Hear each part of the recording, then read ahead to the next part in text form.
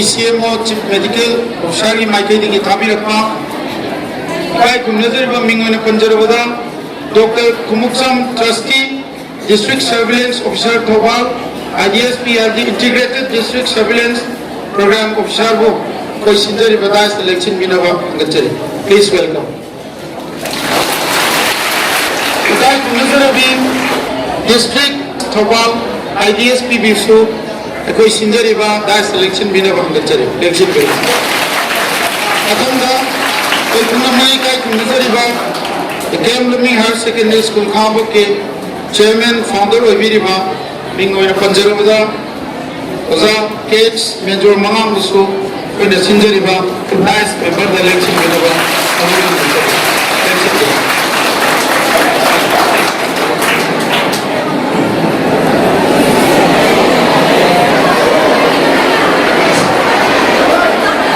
epidemic Tengari Vaitare,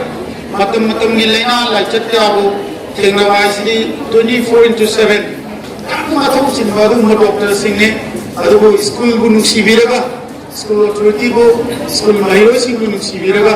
ताको मतम खरदन काटो बिरगा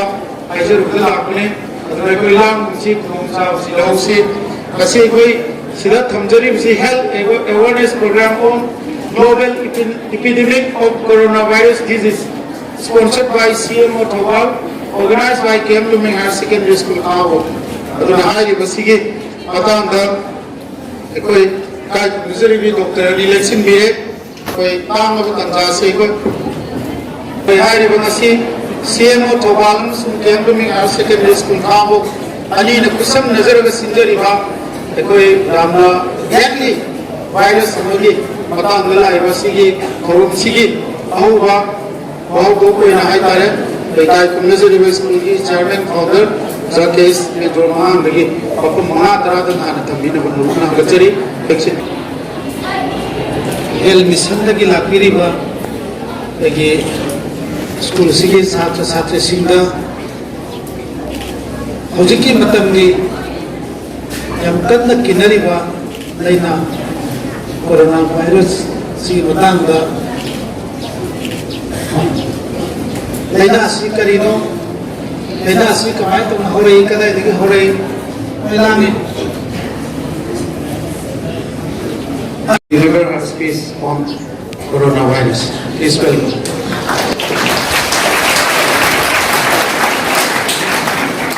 Good afternoon, everybody. I'm Dr. Aigi Kai Sir Wikai Kundaval Surgery and Aigi Kai Kundaval's ma'am, teacher ma'am. Ma'am, this I have to guide in the jury and my dear students. Nasi akwai na akwai si thobal ki CMO office nei lakani ko. Du noi ki mafam da akwai sarina hangbada sunoi khange na hai coronavirus ki matang da. Kana khange coronavirus ki matang da khudang ka lo.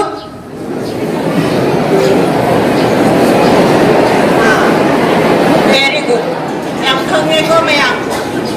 Alam mo coronavirus ki stage na kanano mo kay mayang kadara kay mata kay kami si karamba laina. Nana ay ko kami. Basta effective sindo. Ay nupin sa mayang na pamare nupin sa ram na sa lagi pa. Nana ay ni. Kaya pa ay kon sa maka sobrang galing kamera. Kanano mo leko lo. Pwede pa sa amin.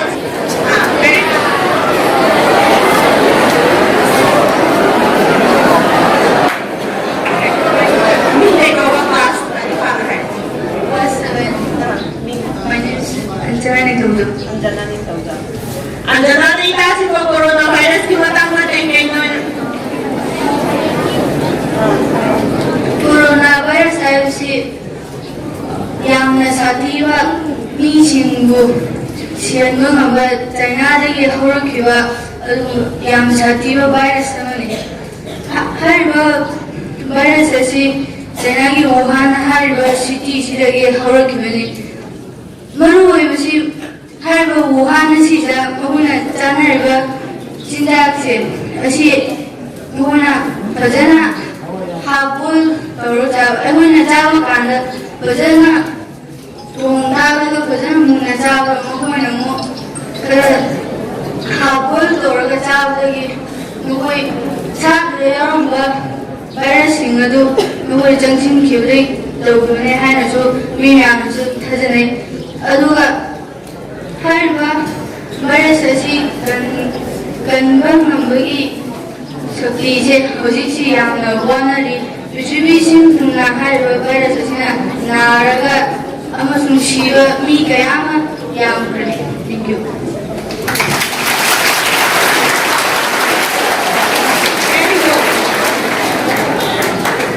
ꯌꯥꯝ ꯐꯖꯅ ꯍꯥꯏꯔꯝꯃꯦꯀꯣ ꯃꯥꯅ ꯍꯥꯏꯔꯤꯕ ꯃꯌꯥꯝꯁꯦ ꯑꯅꯝꯕꯗ ꯂꯣꯏꯅꯃꯛ ꯆꯨꯝꯃꯤꯀꯣ ꯑꯗꯣ corona virus ꯍꯥꯏꯕꯁꯤ ꯃꯤꯑꯣꯏꯕꯗ ꯁꯤꯍꯟꯒꯦ ꯉꯝꯕ ꯂꯩꯅꯥ ꯃꯈꯜ ꯑꯃꯅꯦꯕ ꯑꯗꯣ ꯃꯥꯅ ꯍꯥꯏꯔꯛꯄꯗꯨ ꯆꯨꯝꯃꯤ ꯋꯨꯍꯥꯟ ꯍꯥꯏꯕ ꯆꯩꯅꯥꯗ ꯂꯩꯕ ꯄ꯭ꯔꯣꯚꯤꯟꯁ ꯑꯃꯗꯒꯤ ꯍꯧꯔꯛꯄꯅꯤꯀꯣ ꯑꯗꯒꯤ ꯃꯌꯥꯝꯅ ꯍꯧꯖꯤꯛ ꯊꯥꯖꯅꯔꯤꯁꯤ ꯁꯤ ꯐꯨꯗꯀꯨꯝꯕ ꯍꯥꯏꯗꯤꯀꯣ ꯁꯥ ꯑꯗꯒꯤ ꯁꯤꯗꯒꯤ ꯐꯪꯕ ꯑꯗꯨꯒꯨꯝꯕ ꯄꯣꯠꯇꯣ ꯍꯥꯐ ꯕꯣꯏꯜ ꯄ꯭ꯔꯣꯄꯔꯂꯤ ꯀꯨꯛ ꯇꯧꯗꯕ ꯐꯖꯅ ꯃꯨꯟꯅ ꯊꯣꯡꯗꯕ ꯑꯩꯈꯣꯏ ꯆꯥꯏꯅꯤꯁꯀꯤ ꯍꯦꯕꯤꯠꯅꯤ ꯃꯣꯏꯒꯤ ꯐꯨꯗ ꯍꯦꯕꯤꯠꯅꯤ ꯃꯣꯏ ꯀꯜꯆꯔꯅꯤ ꯍꯥꯐ ꯕꯣꯏꯜ ꯐ꯭ꯔꯦꯁ ꯑꯣꯏꯕ ꯆꯤꯟꯖꯥꯛ ꯆꯥꯕꯁꯦ ꯑꯗꯨꯒꯨꯝꯕꯗꯒꯤ ꯍꯧꯔꯛꯄ ꯌꯥꯕꯅꯤ ꯍꯥꯏꯅ ꯈꯟꯅꯕ ꯀꯩꯅꯣ ꯂꯩꯅꯥ ꯑꯃꯅꯦꯕ ꯑꯗꯨ ꯁꯤꯅꯤ ꯑꯗꯨꯒ ꯁꯤꯒꯤ ꯍꯧꯔꯛꯇ꯭ꯔꯤꯉꯩꯗ ꯐꯥꯔꯁꯇ ꯑꯩꯅ ꯃꯌꯥꯝꯗ ꯍꯥꯏꯅꯤꯡꯉꯤꯁꯤ ꯀꯣꯔꯣꯅꯥ ꯚꯥꯏꯔꯁ ꯍꯥꯏꯕꯁꯦ ꯀꯩꯅꯣ ꯍꯥꯏꯕ ꯃꯌꯥꯝ ꯂꯣꯏꯅꯃꯛ ꯚꯥꯏꯔꯁ ꯀꯩꯅꯣ ꯈꯪꯉꯦꯀꯣ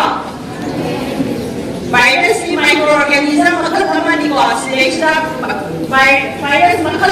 ꯌꯥꯝ ꯂꯩꯀꯣ ꯚꯥꯏꯔꯁ ꯃꯈꯜꯁꯤꯒꯤ ꯃꯅꯨꯡꯗ ꯀꯣꯔꯣꯅꯥ ꯍꯥꯏꯕ ꯚꯥꯏꯔꯁꯁꯤꯁꯨ ꯃꯈꯜ ꯑꯃꯅꯦꯕ ꯀꯣꯔꯣꯅꯥ ꯍꯥꯏꯕꯁꯤ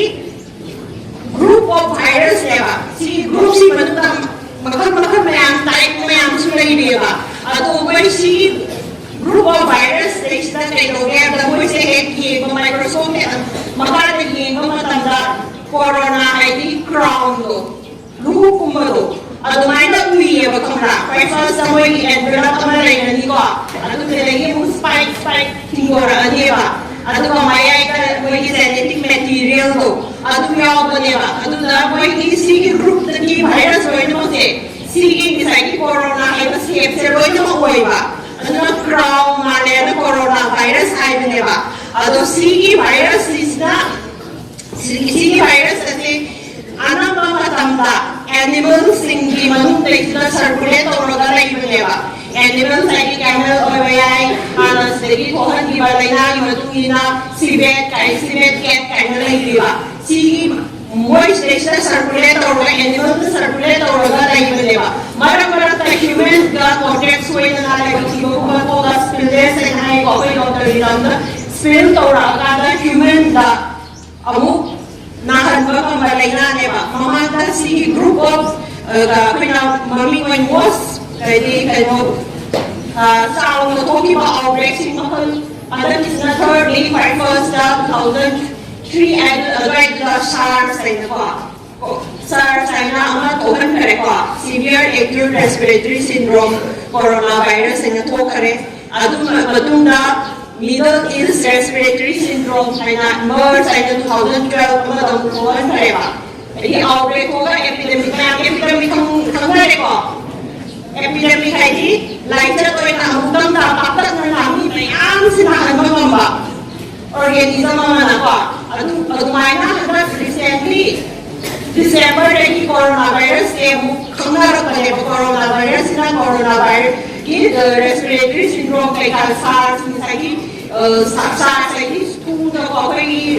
ꯔꯦꯁꯄꯤꯔꯦꯇꯔꯤ ꯁꯤꯟꯗ꯭ꯔꯣꯝ ꯂꯩ ꯔꯦꯁꯄꯤꯔꯦꯇꯔꯤ ꯉꯁꯥꯏꯒꯤ ꯅꯣꯏ ꯃꯌꯥꯝ ꯔꯦꯁꯄꯤꯔꯦꯇꯔꯤ ꯁꯤꯁꯇꯦꯝ ꯇꯝꯕ ꯌꯥꯎꯅꯔꯝꯃꯅꯤꯀꯣ ꯂꯪꯁꯀꯨꯝꯕ ꯑꯗꯨꯒꯨꯝꯕꯗ ꯅꯥꯍꯟꯕ ꯂꯩꯅꯥ ꯃꯈꯜ ꯑꯃ ꯑꯣꯏꯅ ꯁꯟꯗꯣꯔꯛꯑꯦꯕ ꯑꯗꯨꯒ ꯉꯁꯥꯏ ꯃꯥꯅ ꯍꯥꯏꯔꯛꯄ ꯑꯗꯨꯃꯥꯏꯅ ꯋꯨꯍꯥꯟꯗꯒꯤ ꯑꯩꯈꯣꯏ ꯌꯦꯟꯈꯠꯅ ꯋꯥꯔꯤꯁꯨ ꯐꯪꯈ꯭ꯔꯦꯀꯣ ꯁꯤ ꯐꯨꯗꯇꯣ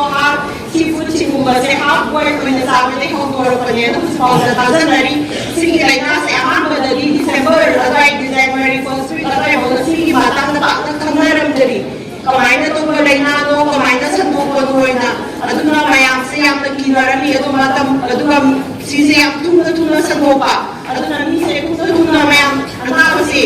ꯅꯣꯡꯃꯒꯤ ꯃꯅꯨꯡꯗꯅꯦ ꯑꯩꯈꯣꯏ WHO ꯒꯤ ꯋꯥꯔꯜꯒꯤ ꯔꯤꯄꯣꯔꯠꯇ ꯍꯥꯏꯁꯦ ꯅꯣꯡꯃꯗ ꯃꯤꯁꯦ ꯂꯤꯁꯤꯡ ꯑꯅꯤ ꯑꯍꯨꯝꯁꯦ ꯍꯦꯟꯅ ꯅꯥꯔꯛꯄ ꯑꯣꯏꯅ ꯑꯣꯏꯔꯝꯃꯦꯕ ꯑꯗꯨꯒꯤ ꯃꯇꯥꯡꯗꯨꯗ ꯁꯥꯏꯟꯇꯤꯁ ꯃꯌꯥꯝꯁꯨ ꯔꯤꯁꯔꯁ ꯇꯧꯔꯒ ꯀꯃꯥꯏꯅ ꯇꯧꯔꯤꯕꯅꯣ ꯀꯩꯅꯣꯗ ꯊꯤꯖꯤꯟꯕ ꯍꯧꯕꯗꯒꯤ ꯍꯧꯖꯤꯛꯃꯛ ꯈꯔ ꯈꯪꯅꯔꯦ ꯀꯃꯥꯏꯅ ꯁꯟꯗꯣꯛꯄꯅꯣ ꯍꯥꯏꯕꯗ ꯑꯩꯈꯣꯏꯅ ꯑꯅꯥꯕ ꯃꯤ ꯑꯃꯅ ꯃꯥꯒꯤ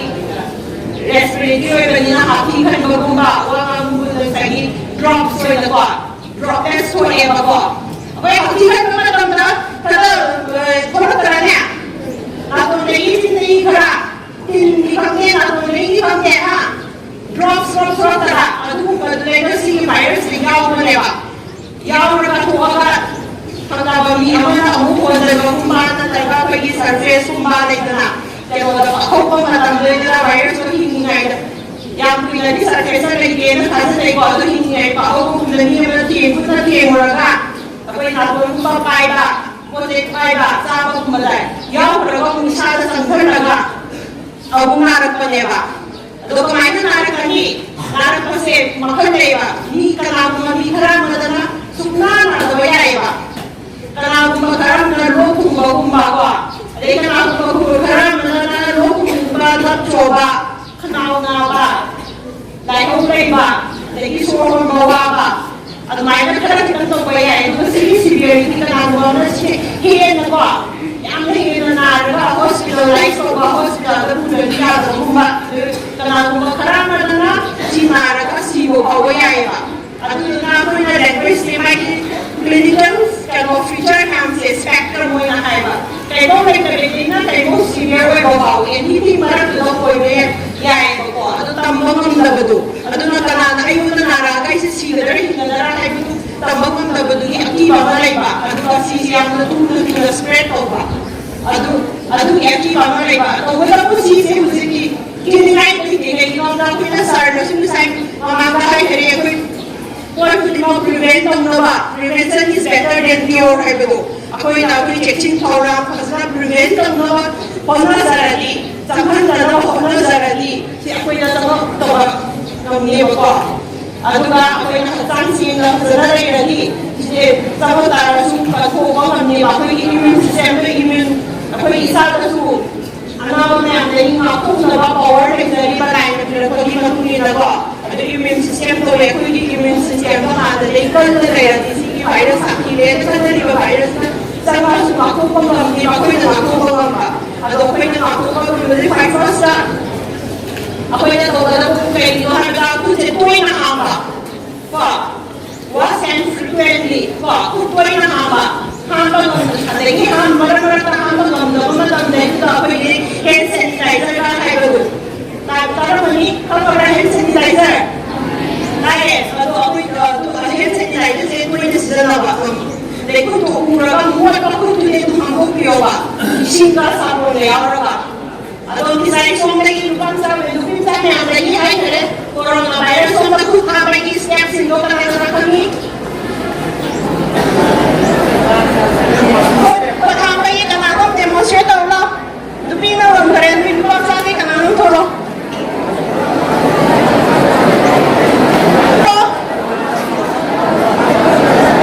ꯈꯨꯠ ꯍꯥꯝꯕꯒꯤ ꯁ꯭ꯇꯦꯞ ꯀꯌꯥ ꯂꯩ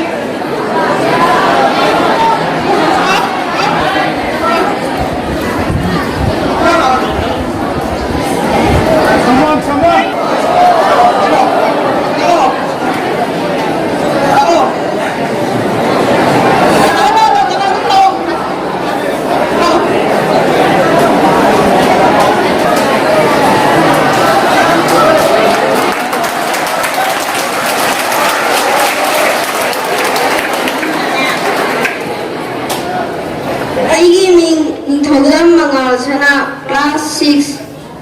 ꯈꯨꯠ ꯍꯥꯝꯕꯒꯤ ꯁ꯭ꯇꯦꯞ ꯑꯁꯤ ꯑꯍꯥꯟꯕꯗ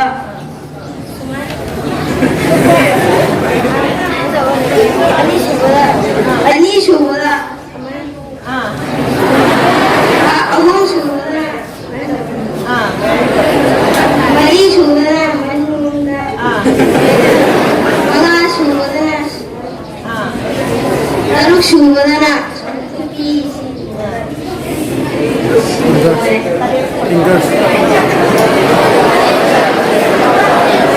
ꯇꯔꯦꯠꯁꯨꯕꯗꯅ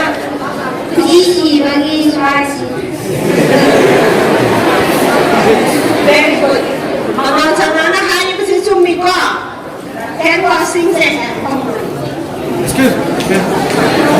अमतंग पियन जगे आगाम मैरो यानी मग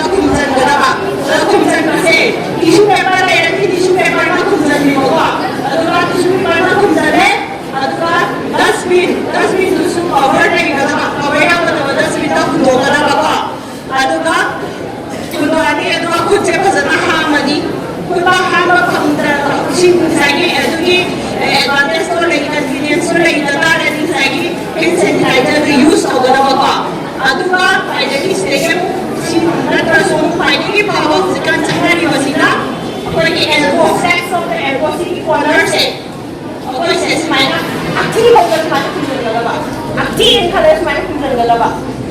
ꯑꯗꯨꯗꯤ ꯑꯩꯈꯣꯏ ꯈꯨꯠꯁꯤꯗ ꯄꯥꯍꯧꯗꯔꯦꯗꯅꯀꯣ ꯑꯩꯈꯣꯏꯅ ꯈꯨꯠꯁꯤ ꯄꯥꯎꯔꯗꯤ ꯉꯥꯏ ꯑꯃꯗ ꯄꯥꯏꯕꯗꯁꯨ ꯑꯃꯗ ꯄꯥꯏꯕꯗꯁꯨ ꯁꯨꯃꯥꯏꯅ ꯄꯥꯏꯔꯝꯃꯅꯤ ꯀꯣ ꯑꯩꯁꯦ ꯍꯛꯊꯤ ꯈꯜꯂꯨꯔ ꯁꯨꯃꯥꯏꯅ ꯄꯥꯏꯔꯝꯃꯅꯤ ꯀꯅꯥꯅꯣ ꯀ꯭ꯂꯥꯁꯇ ꯑꯃꯨꯛ ꯄꯥꯏꯔꯒ ꯑꯃꯨꯛ ꯃꯥꯅ ꯚꯥꯏꯔꯁꯇꯣ ꯄꯨꯔꯒ ꯑꯁ꯭ꯋꯥꯏ ꯊꯣꯡ ꯍꯥꯡꯗꯣꯛꯄꯗ ꯑꯃꯨꯛ ꯆꯦꯟꯅꯔꯨꯔꯅꯤ ꯑꯁ꯭ꯋꯥꯏꯗ ꯑꯃꯨꯛ ꯁꯟꯗꯣꯛꯎꯔꯅꯤ ꯑꯗꯒꯤ ꯑꯉꯥꯡꯁꯤꯡ ꯅꯣꯏ ꯅꯃꯥꯟꯅꯕꯁꯨ ꯃꯁꯦꯟ ꯁꯅꯥꯁꯦ ꯌꯥꯝ ꯐꯖꯩ ꯌꯥꯝ ꯐꯖꯅ ꯃꯥꯏꯗ ꯇꯥꯁꯣꯡꯕ ꯅꯠꯇ꯭ꯔꯒ ꯅꯣꯏ ꯇꯧꯕꯗ ꯊꯦꯡꯅꯔꯅꯤ ꯊꯦꯡꯅꯕꯗ ꯑꯗꯨꯝ ꯇ꯭ꯔꯥꯟꯁꯃꯤꯠ ꯇꯧꯈ꯭ꯔꯅꯤ ꯅꯠꯇ꯭ꯔꯒ ꯅꯣꯏ ꯄꯦꯟꯁꯤꯜ ꯏꯕ ꯕꯣꯏ ꯏꯕ ꯕꯣꯏ ꯏꯕꯗꯁꯨ ꯑꯃꯨꯛ ꯁ꯭ꯄ꯭ꯔꯦꯗ ꯇꯧꯈꯤꯅꯦꯕ ꯄꯦꯟꯁꯤꯜꯗꯨꯅ ꯑꯗꯨꯗꯨꯅ ꯌꯥꯔꯤꯉꯩ ꯊꯤꯡꯒꯟꯕꯗ ꯁꯤꯒꯤ ꯐ꯭ꯂꯦꯛꯁꯣꯜꯗ ꯑꯦꯜꯕꯣꯁꯤꯅ ꯑꯣꯏꯅ ꯀꯚꯔ ꯇꯧꯕꯀꯣ ꯑꯗꯒꯤ ꯋꯥꯟ ꯚꯦꯔꯤ ꯕꯦꯗ ꯍꯦꯕꯤꯠ ꯀꯣ ꯑꯩꯈꯣꯏ ꯑꯍꯟꯐꯥꯎ ꯇꯧꯏ ꯕꯣꯏ ꯄꯥꯛꯄꯗ ꯇꯤꯟꯊꯥ ꯕꯣꯏ ꯄꯥꯛꯄꯗꯣ ꯍꯥꯏꯅ ꯕꯣꯏ ꯄꯥꯛꯄꯗꯣ ꯑꯗꯨ ꯇꯧꯗꯕꯀꯣ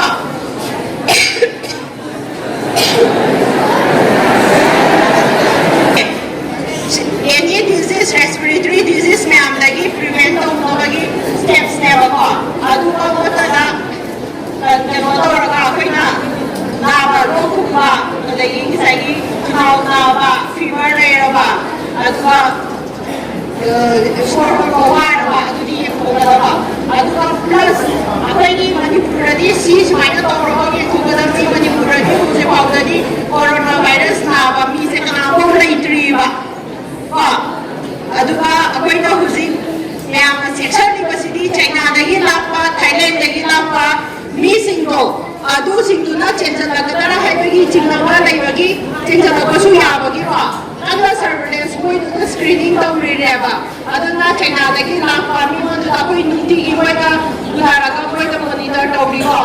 ꯅꯣꯏ ꯅꯥꯕ꯭ꯔꯥ ꯅꯥꯔꯛꯇꯕ꯭ꯔꯥ ꯂꯣꯛ ꯊꯨꯡꯉꯛꯄ꯭ꯔꯥ ꯍꯥꯏꯗꯤ ꯇꯦꯁ ꯇꯧꯊꯣꯛꯄꯒꯤ ꯑꯗꯨꯒꯨꯝꯕ ꯆꯩꯅꯥꯒꯨꯝꯕꯗꯒꯤ ꯂꯥꯛꯄ ꯃꯤꯁꯤꯡꯗꯨꯒ ꯑꯩꯈꯣꯏꯒꯤ ꯃꯣꯏꯒ ꯀ꯭ꯂꯣꯖ ꯑꯣꯏꯅ ꯀꯣ ꯐꯦꯃꯤꯂꯤ ꯃꯦꯝꯕꯔꯒꯨꯝꯕ ꯂꯩꯗꯅ ꯀ꯭ꯂꯣꯖ ꯑꯣꯏꯅ ꯀꯣꯟꯇꯦꯛ ꯂꯩꯔꯨꯔꯕ ꯃꯇꯨꯡꯗ ꯋꯤꯗꯤꯟ 14 days ꯁꯤꯗ ꯑꯩꯈꯣꯏꯁꯦ ꯁꯨꯃꯥꯏꯅ ꯉꯁꯥꯏꯒꯤ ꯂꯣꯛ ꯊꯨꯡꯕ ꯑꯗꯒꯤ ꯐꯤꯚꯔ ꯂꯩꯕ ꯑꯗꯨꯒ ꯁꯣꯔ ꯍꯣꯟꯕ ꯉꯝꯃꯛꯇꯕ ꯑꯣꯏꯇꯥꯔꯗꯤ ꯌꯦꯡꯊꯣꯛꯀꯗꯕꯅꯦꯕ ꯑꯗꯨꯅꯤ ꯁꯤꯒꯤ ꯃꯦꯟꯂꯤ ꯀꯣꯔꯣꯅꯥ ꯚꯥꯏꯔꯁꯀꯤ ꯃꯇꯥꯡꯗ ꯃꯌꯥꯝꯅ ꯈꯪꯍꯟꯅꯤꯡꯕꯁꯦ ꯅꯣꯏꯅ ꯃꯦꯟ ꯇꯧꯒꯗꯕꯁꯦ ꯀꯩꯅꯣ ꯉꯁꯥꯏꯒꯤ ꯍꯦꯟ ꯋꯥꯁꯤꯡꯁꯦ ꯌꯥꯝ ꯏꯝꯄꯣꯔꯇꯦꯟ ꯑꯣꯏꯕꯅꯤꯀꯣ ꯍꯦꯟ ꯋꯥꯁꯤꯡꯁꯦ ꯌꯥꯝ ꯇꯣꯏꯅ ꯍꯥꯝꯒꯗꯕ ꯀꯣꯔꯣꯅꯥ ꯚꯥꯏꯔꯁꯇꯗꯒꯤ ꯅꯠꯇꯅ ꯑꯇꯣꯞꯄ ꯂꯩꯅꯥ ꯃꯌꯥꯝꯗꯒꯤ ꯀꯩꯅꯣ ꯇꯧꯕ ꯉꯝꯅꯕꯀꯣ ꯑꯩꯈꯣꯏꯒꯤ ꯉꯁꯥꯏꯒꯤ ꯒꯨꯗ ꯍꯥꯏꯖꯤꯟ ꯁꯦꯅꯤꯇꯦꯁꯟꯁꯦ ꯑꯗꯣ ꯅꯥꯔꯛꯄ ꯃꯇꯝꯗ ꯀ꯭ꯔꯥꯎꯗꯦꯠ ꯄ꯭ꯂꯦꯁ ꯃꯤ ꯌꯥꯝꯅ ꯆꯤꯟꯕ ꯃꯐꯝꯗ ꯆꯠꯂꯣꯏꯗꯕꯀꯣ ꯑꯗꯨꯒ ꯄꯥꯕ꯭ꯂꯤꯛꯇꯁꯨ ꯑꯦꯅꯤꯋꯦꯌꯔ ꯃꯐꯝꯗ ꯆꯠꯂꯒ ꯇꯤꯟ ꯁꯤꯠꯄ ꯀ꯭ꯋꯥ ꯑꯣꯊꯣꯛꯄ ꯑꯗꯨꯒꯨꯝꯕꯗꯣ ꯅꯣꯏ ꯑꯉꯥꯡꯁꯤꯅ ꯄꯥꯖꯔꯝꯃꯣꯏ ꯅꯍꯥꯟꯋꯥꯏ ꯄꯥꯖꯔꯝꯃꯣꯏ ꯊꯥꯖꯅꯩꯀꯣ ꯑꯗꯣ ꯇꯤꯟ ꯁ꯭ꯄꯤꯠ ꯇꯧꯕꯗꯣ ꯇꯧꯅꯕꯀꯣ ꯑꯗꯒꯤ ꯉꯁꯥꯏꯒꯤ ꯌꯥꯔꯤꯃꯈꯩ ꯍꯧꯖꯤꯛꯇꯤ ꯀꯩꯅꯣ ꯃꯤꯠ ꯅꯥꯇꯣꯟꯁꯦ ꯈꯨꯠꯅ ꯄꯥꯏꯒꯅꯨ ꯍꯥꯏꯕꯅꯦꯕ ꯗꯣꯟ ꯇꯆ ꯌꯣꯔ ꯐꯦꯁ ꯍꯥꯏꯕꯅꯦꯕ ꯍꯧꯖꯤꯛꯀꯥꯟ ꯆꯠꯅꯔꯤꯁꯦ ꯌꯦꯡꯉꯣꯅꯦ ꯈꯣꯠꯂꯛꯏꯁꯤꯗꯤ ꯉꯥꯏꯍꯥꯛ ꯂꯩꯇꯅ ꯑꯃꯗ ꯑꯗꯨꯝ ꯀꯩꯅꯣꯅꯤꯅ ꯑꯗꯨꯅ ꯉꯁꯥꯏꯒꯤ ꯈꯨꯠꯁꯤꯅ ꯇ꯭ꯔꯥꯟꯁꯃꯤꯠ ꯇꯧꯔꯒ ꯏꯁꯥꯗ ꯏꯇꯣꯝꯇ ꯅꯥꯇꯣꯟꯗ ꯄꯥꯏꯔꯨꯕ ꯆꯤꯟꯗ ꯄꯥꯏꯔꯨꯕ ꯑꯗꯨꯒꯨꯝꯕ ꯃꯇꯝꯗꯨꯗ ꯀꯩꯅꯣ ꯉꯁꯥꯏꯒꯤ ꯏꯁꯥꯗ ꯆꯪꯂꯛꯄ ꯌꯥꯕꯒꯤ ꯉꯁꯥꯏ ꯀꯣꯔꯣꯅꯥ ꯚꯥꯏꯔꯁꯇꯣ ꯏꯁꯥ ꯏꯇꯣꯝꯇ ꯇ꯭ꯔꯥꯟꯁꯃꯤꯠ ꯇꯧꯕ ꯌꯥꯕꯒꯤ ꯆꯥꯟꯁ ꯂꯩꯕꯅꯤꯅ ꯌꯥꯔꯤꯕ ꯃꯈꯩ ꯄꯥꯏꯒꯅꯨ ꯍꯥꯏꯕꯅꯦꯕꯀோ ꯑꯗꯨꯒ ꯑꯅꯥꯕ ꯉꯁꯥꯏꯒꯤ ꯀꯣꯔꯣꯅꯥ ꯚꯥꯏꯔꯁ ꯅꯥꯔꯦ ꯈꯟꯕ ꯃꯤꯗꯣ ꯑꯗꯨꯒ ꯌꯥꯝ ꯀ꯭ꯂꯣꯁ ꯀꯣꯟꯇꯦꯛ ꯂꯩꯇꯕ ꯁꯤꯅꯤ Promotion Trustee, District Surveillance Officer Thobal, IDSP, Matham Simadi, Vikai Kumdazirbi Dr. Konjengom Baleshwari, District Epidemiologist Thobal Devi, Apun Bhatam Bidova Bachade. Please welcome. Good afternoon, everyone. Madam, the coronavirus की मतंगा लोई संदर्भ लोई heavy है तो हम लोग क्या कर रहे हो कोई ना तो किसी खाकर ना कहीं कोई मेडिकल डिपार्टमेंट ना को हेल्थ डिपार्टमेंट ना कहीं सक्सेस करा लो खली है तो आई कितना फाइजर हम देखो मैं आमदा कोई each and every district कोई district surveillance unit है तो ना लाइको सेगी unit से ना कोई border area दा कोई बा कोई इम्फाल की एयरपोर्ट दा कोई ना मगदा monitoring अमदे screening सखरी को कोई चाइना लगी लाख पतंग नंतना अतोपा country आते जब चलूँगा even Thailand Bangkok Singapore चलूँगा मैं कोई मुझे monitoring कोई ना मग सखरी ꯍꯧꯖꯤꯛ ꯐꯥꯎꯕ ꯃꯅꯤꯄꯨꯔꯗꯗꯤ ꯑꯩꯈꯣꯏ ꯀꯦꯁꯁꯦ ꯂꯩꯇ꯭ꯔꯤꯕ ꯀꯟꯐꯥꯔꯝ ꯀꯦꯁꯁꯦ ꯑꯗꯣ ꯂꯩꯔꯛꯑꯔꯣꯏ ꯍꯥꯏꯕꯗꯤ ꯉꯝꯗ꯭ꯔꯤꯀꯣ ꯍꯧꯖꯤꯛ ꯀꯦꯁ ꯃꯁꯤꯡꯁꯦ ꯁꯨꯝ ꯍꯦꯟꯒꯠꯂꯛꯏꯕꯅ ꯑꯗꯣ ꯑꯩꯈꯣꯏ ꯃꯅꯤꯄꯨꯔꯗ ꯌꯧꯁꯤꯜꯂꯛꯇꯅꯕꯒꯤꯗꯃꯛꯇ ꯑꯩꯈꯣꯏꯒꯤ ꯍꯦꯜꯊ ꯗꯤꯄꯥꯔꯠꯃꯦꯟꯅ ꯑꯌꯥꯝꯕ ꯂꯣꯏꯅ ꯆꯦꯛꯁꯤꯟ ꯊꯧꯔꯥꯡ ꯂꯣꯏꯅꯃꯛ ꯂꯧꯈꯠꯂꯤ ꯑꯗꯣ ꯑꯩꯈꯣꯏ ꯍꯧꯖꯤꯛ ꯁꯤ ꯃꯇꯥꯡꯁꯤꯒꯤ ꯑꯣꯏꯅꯗꯤ ꯍꯧꯖꯤꯛ ꯐꯥꯎꯕꯒꯤ ꯑꯣꯏꯅꯗꯤ ꯄꯥꯈꯠꯅꯤꯡꯉꯥꯏꯗꯤ ꯑꯣꯏꯗ꯭ꯔꯤꯀꯣ ꯃꯌꯥꯝ ꯄꯥꯈꯠꯄꯤꯒꯅꯨ ꯑꯗꯨꯒ ꯑꯩꯈꯣꯏ ꯍꯦꯜꯊ ꯁꯥꯔꯚꯤꯁꯅ ꯑꯩꯈꯣꯏ ꯍꯦꯜꯊ ꯗꯤꯄꯥꯔꯠꯃꯦꯟꯅꯀꯣ ꯂꯣꯏꯅ ꯆꯪꯕ ꯌꯥꯒꯗꯕ ꯑꯩꯈꯣꯏ ꯗꯤꯁꯇ꯭ꯔꯤꯛ ꯍꯣꯁꯄꯤꯇꯥꯜ